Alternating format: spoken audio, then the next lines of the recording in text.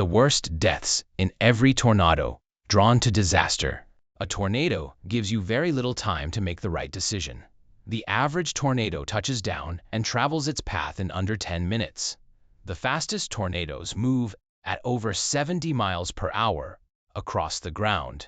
The strongest produce wind speeds exceeding 300 miles per hour at the vortex. A person standing in the open path of an EF5 tornado is not facing a weather event. They are facing a column of air, rotating fast enough to drive a piece of straw through a wooden telephone pole. The people who died in the tornadoes in this video had seconds, not minutes. Some had no warning at all. These are the worst deaths in every tornado. Sti tornado, Missouri, Illinois, Indiana, 1925. On March 18, 1925, the deadliest tornado in United States history touched down in the southeastern corner of Missouri at approximately 1:01 p.m. It did not behave like most tornadoes. Most tornadoes lift, skip, and touch down repeatedly across a path. The tri-state tornado did not lift. It traveled 219 miles across 3 states, Missouri, Illinois, and Indiana, in 3.5 hours without lifting from the ground once. The tornado was so large and so fast-moving that many people directly in its path did not recognize it as a tornado at all. The funnel cloud was obscured by rain and debris. Witnesses described seeing what appeared to be a dark rolling boil of cloud moving toward them at ground level. By the time most people understood what was coming, it was already there. The town of Murfreesboro, Illinois, was the single hardest-hit community.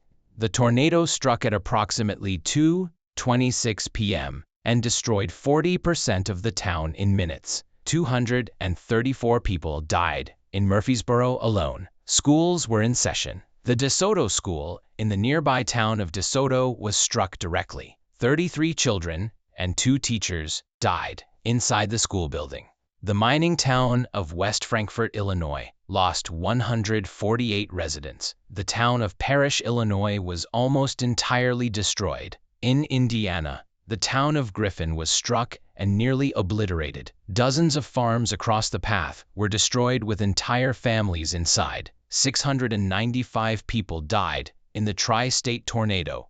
The path of destruction was 219 miles long, up to a mile wide in places, and killed more people per mile of track than any tornado before or since. The tornado occurred before the modern warning system existed. There was no National Weather Service tornado warning. There were no sirens. People had only their eyes and the seconds between recognition and impact. TUPELO, GINCLE, Tornado, Outbreak, 1936. On April 5, 1936, a tornado struck the city of Tupelo, Mississippi at approximately 9:00 p.m. The tornado moved through densely populated residential areas of the city, destroying homes and killing 216 people. Among the survivors of the Tupelo tornado was a 13-month-old infant named Elvis Presley, whose home was destroyed, but who was uninjured.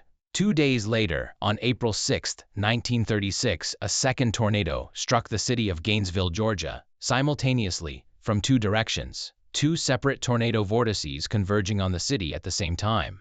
The Cooper Pants Factory, a 4-story brick building, was struck while 200 workers were inside on the morning shift. The building collapsed. 70 workers died in the collapse and the fire that followed when a gas line ruptured in the rubble. The total death toll from the 2-day outbreak was 454 people. Gainesville alone lost 203 residents. The outbreak occurred during the Great Depression, when construction standards were lower, warning systems were non-existent, and the populations of small southern cities were densely concentrated in inadequately built housing.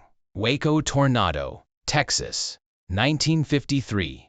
On May 11, 1953, a tornado struck the downtown business district of Waco, Texas, at 4:35 p.m., the middle of the afternoon business day. The tornado was rated as an F5 on the Fujita scale. It moved directly through the center of the city. The R.T. Dennis Building, a 5-story furniture store in downtown Waco, collapsed completely when the tornado struck. 150 people were inside. Approximately 50 of them were killed when the building fell. The collapse buried survivors under 5 stories of rubble in the middle of the city's business district. The rescue operation that followed was one of the largest in Texas history at that time. Workers dug through the rubble of the Dennis building for days. The last survivor was pulled from the wreckage 13 hours after the tornado struck. The last body was not recovered until 4 days after the event. 114 people died in the Waco tornado. Over 600 were injured. The Waco tornado, together with a tornado that struck Worcester, Massachusetts 11 days later, killing 94 people, directly prompted the United States Weather Bureau to establish the first public tornado warning system in American history. Before 1953, it was illegal to use the word tornado in a public weather forecast in the United States. Meteorologists had been prohibited from doing so since 1887, out of fear of causing public panic. Xenia, Ohio. Super outbreak, 1974. On April 3, 1974, the largest tornado outbreak in recorded history struck the United States and Canada. In 18 hours, 148 tornadoes touched down across 13 states. The outbreak became known as the super outbreak. 7 of the tornadoes were rated F5, the maximum classification. The town of Xenia, Ohio, was struck by one of the most powerful tornadoes of the outbreak at approximately 4:40 p.m. The tornado was rated F5. It was half a mile wide. It moved through the center of Xenia at approximately 45 miles per hour, destroying 1,300 homes and damaging 2,600 more. 34 people died in Xenia. The Xenia High School gymnasium was struck while students were inside after school hours. The roof of the gymnasium collapsed. 9 students died in the collapse. A drive-in movie theater was destroyed. A bowling alley was destroyed. A junior high school was destroyed. The National Guard was deployed within hours of the tornado. The super outbreak of 1974 killed 330 people across all 148 tornadoes, the highest death toll from a single outbreak in American history until 2011. The outbreak directly accelerated the development of Doppler radar and modern tornado warning systems in the United States. Joplin, Missouri, 2011. On May 22, 2011, at 5:34 p.m., a single EF5 tornado touched down southwest of Joplin, Missouri, and moved through the city for approximately 32 minutes. It was 3/4 of a mile wide at its widest point. Its winds reached an estimated 200 miles per hour. The tornado destroyed St. John's Regional Medical Center, a 6-story hospital in the center of Joplin, while patients were inside. The upper floors of the hospital were obliterated. Staff shielded patients with their own bodies. 5 patients who could not be moved from upper floors died when those floors were destroyed. The Home Depot on Rangeline Road was struck while customers and employees were inside. The steel-framed building provided no protection.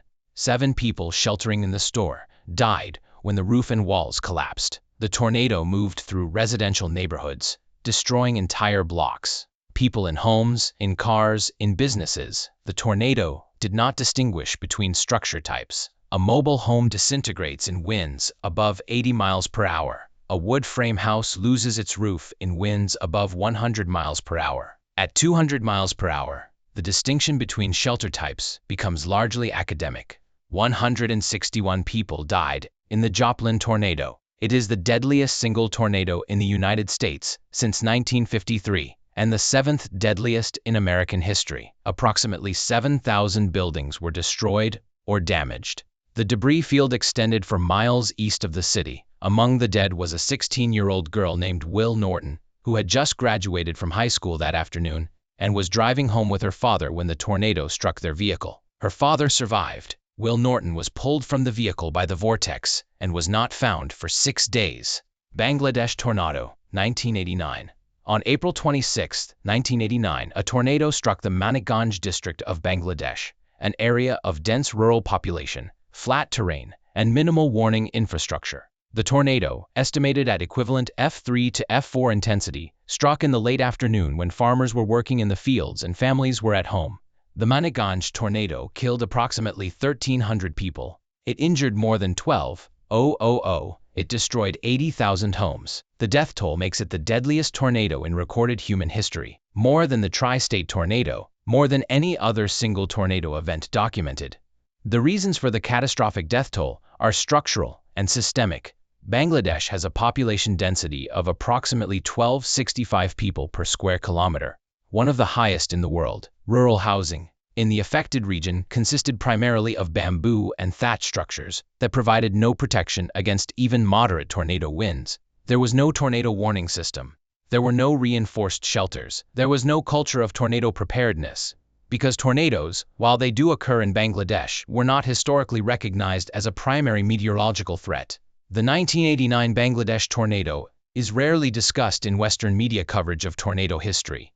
It killed nearly twice as many people as the tri-state tornado and remains, by death toll, the single most lethal tornado in human history. The numbers: tornadoes kill an average of 70 people per year in the United States alone. Globally, the number is significantly higher. Bangladesh, India, and parts of South America and Southeast Asia experience tornadoes in populated areas with minimal warning infrastructure. The global tornado death toll is not tracked with the same precision as American tornado deaths. The 6 events in this video span 86 years, from 1925 to 2011, and represent tornado deaths across 3 continents and multiple decades of changing warning technology. The tri-state tornado killed 695 people with no warning system. The Joplin tornado killed 161 people with a 24-minute advance warning issued before the tornado touched down. The Bangladesh tornado killed 1,300 people with no warning system whatsoever. Warning systems save lives. The number of deaths per tornado event in the United States has declined steadily since the 1950s, as Doppler radar, standardized warning protocols, and public education have extended the average warning time from 0 to approximately 13 minutes. 13 minutes is not much time. It is enough time to reach a basement, a storm shelter, or an interior room on the lowest floor of a building. It is enough time to not be standing in the open when the vortex arrives. It is not enough time for the 1,300 people in Bangladesh who had no shelter to reach and no warning to receive. It was not enough time for Will Norton, driving home with her father after graduation, when the tornado appeared without the 13 minutes the system had promised. If you found this video useful, subscribe for more and leave your suggestions for the next video in the comments.